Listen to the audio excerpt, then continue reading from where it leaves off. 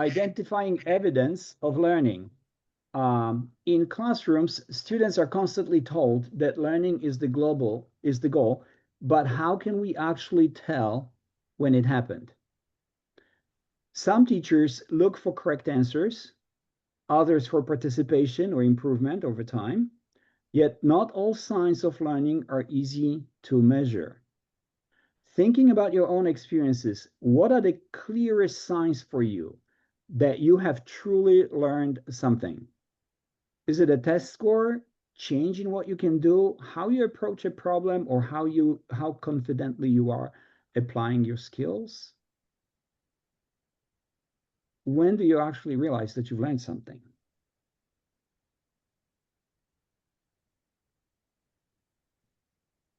Okay, Samantha, please. Oops.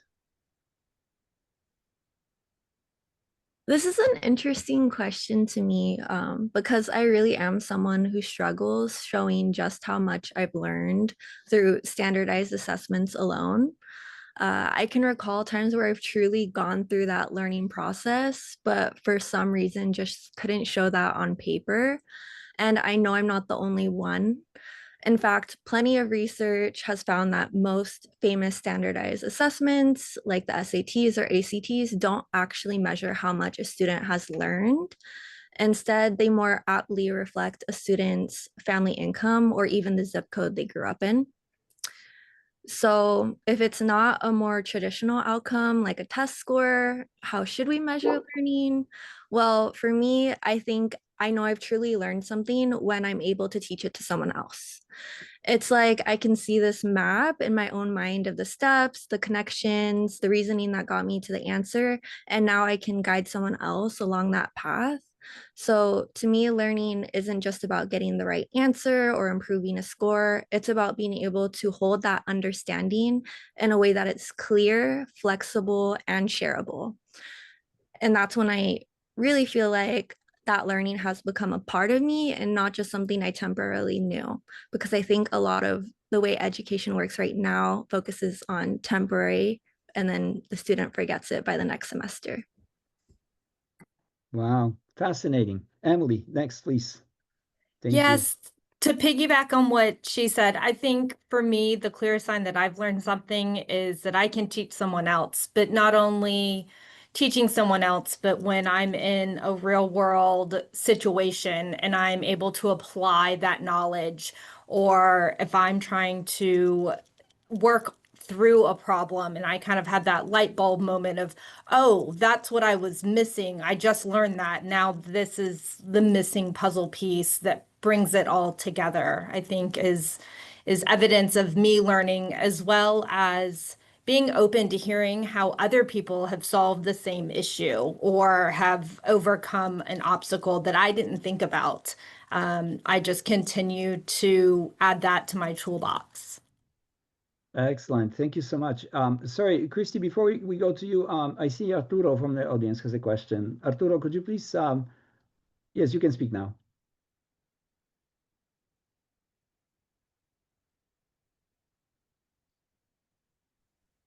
No, there he is. Okay. I'm here.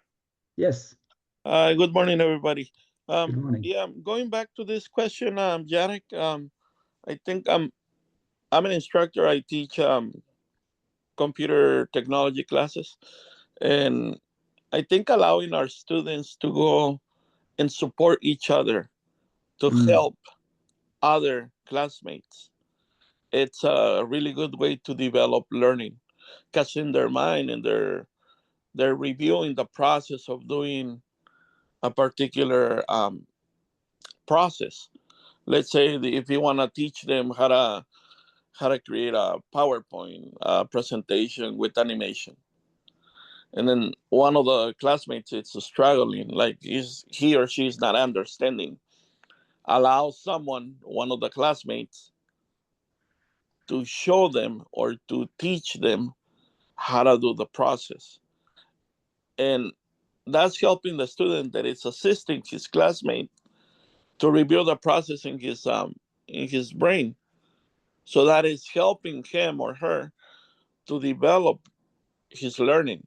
plus he's teaching someone else to learn. So I think supporting students in and allowing students to work with each other, not doing the work for them, but showing them, guide them. Right. These are the steps that you gotta follow to get it Right. done. And that's Right. gonna help both of them to learn. Super, perfect. Thank you. Thank you so much, Arturo. Good to see you here. Thank you. Christy, you're next. Sure. I agree with you, Arturo. I think that use of that zone of proximal development, gotta love me some Vygotsky. You know, he was the father of that. And you basically explained taking a more skilled peer and allowing them to help a lesser skilled peer. And both of the peers are going to benefit in the long run. And my other thought with that, my initial thought, I just managed to apply that there, is what's happening there is the transfer. So you've got students in your computer sciences or your computing classes, and they're learning something kind of in a, you know, a learning environment. But then when they actually go to teach and support, they're actually shifting to that authentic environment. And for me, that transfer of skills from where you learn it to where you actually apply it is probably one of the biggest pieces of evidence that I've learned something. So what I'm Excellent. hearing is that you putting the knowledge to use, whether solving a case or a problem, a scenario or situation, that's one aspect of knowing. The second aspect I'm hearing is when you can support others to learn and in turn are reorganizing that knowledge and making it clear to yourself as well as to the person that you're helping support, mentor, tutor, or teach. But there's a third way in which one gets to know that they're knowing, and that's what Christy alluded to just now briefly, and that's when you can solve or do something you previously couldn't do, and you need that one skill, that snippet, that extra competency to level you up to do something that was beyond your capabilities previously. So it helps you support in three ways, at least. There are more ways, but those are three that I can think of that I'm hearing in the discussion so far. Excellent. Thank you. Thank you very much. And Bo, you're next. Yeah, I'm gonna try and make a triangulation connection between what Dr. Bonk just said, Christy said, and maybe this will be a square actually, because I've got a comment about Sean's comment in the chat window here as well, and then also what Arturo was mentioning too. So just in thinking about this, Sean's comment was in teaching English as a second language, we prefer the word acquisition rather than learning a language often. I really liked that the use of the term acquisition for this. That was really good. I think that I consider evidence of learning from two separate vantage points. One would be the internalizing of this. And so to me, when I feel that I truly have learned something, it would be applying it in that real world context there. And I do get excited when I find those everyday opportunities where I'm able to bring something in from an academic standpoint, or if it's just a skill that I've acquired along the way as well.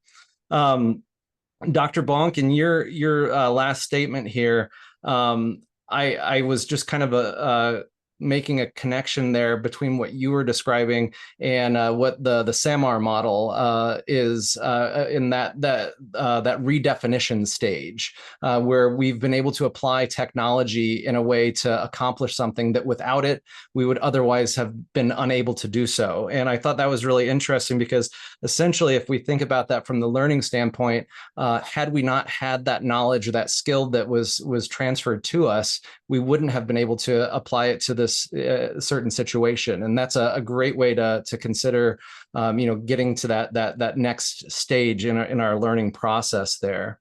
And then let's see here, Arturo, one of the things that I was thinking about when you were talking about, allowing others to assist other students to assist others along the way.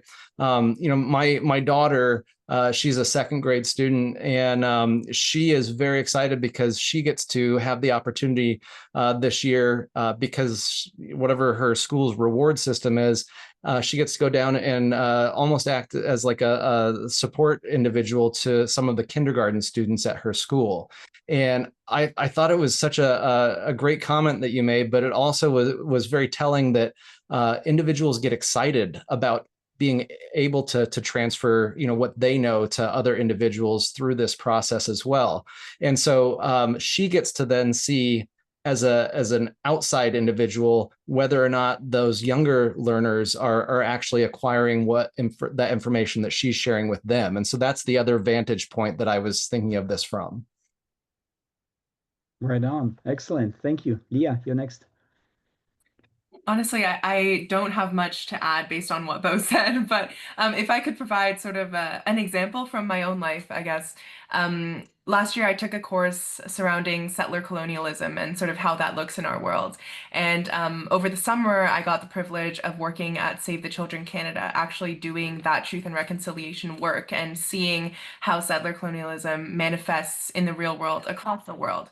And so I think the learning for me in that was being able to understand the structures and the theoretical frameworks and the methods that underlie the work that I do outside of the classroom. And it wasn't really about, getting a 98 or 100 on the test, because that has happened before and I've still not necessarily understood the entire content, because it's about plain memorization or repetition and not about tangible application. And so I think in order for learning to truly happen, at least for me, it's not just about, the theories that you learn in the classroom, but it's actually about tangibly applying that in your everyday life.